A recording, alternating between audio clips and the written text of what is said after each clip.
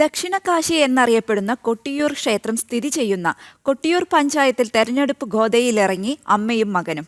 മഹിളാ മോർച്ച നേതാവായ അമ്മ ഓമനയും യുവമോർച്ച നേതാവായ മകൻ അരുൺ ഭരതുമാണ് NDA സ്ഥാനാർത്ഥികളായി മത്സരരംഗത്തുള്ളത്.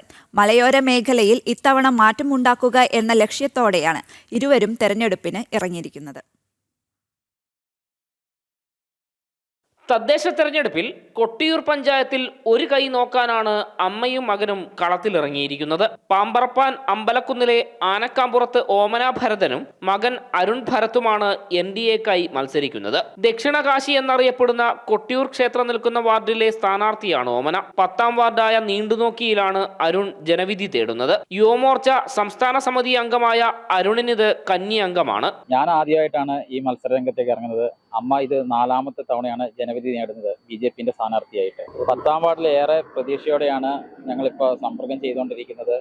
ജനങ്ങളുടെ ഭാഗത്തു നിന്ന് നല്ല സപ്പോർട്ടുണ്ട്, പിന്തുണയുണ്ട്. മഹിളാ മോർച്ച ജില്ലാ വൈസ് പ്രസിഡന്റായ ഓമന ഭരതൻ 4ാമത്തെ തവണയാണ് തെരഞ്ഞെടുപ്പ് ഗോദയിൽ ഇറങ്ങുന്നത്. നല്ല പ്രതീക്ഷയുണ്ട്.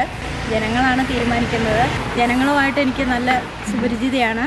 എന്നെ കഴിയുന്ന പ്രവർത്തനങ്ങൾ ഞാൻ ഈ വാർഡിന് വേണ്ടി എൻ്റെ കഴിവിൻ്റെ പരമാവധി ഞാൻ ചെയ്യുന്നുണ്ട്. ഇനിയും ഞാൻ അങ്ങനെ തന്നെയായിരിക്കും. മലയോര മേഖലയായ കൊട്ടിയൂരിൽ ഇത്തവണ മാറ്റത്തിന്റെ കാറ്റുണ്ടാകുമെന്നാണ് ഇരുവരും പറയുന്നത്. ജനം, കണ്ണൂർ.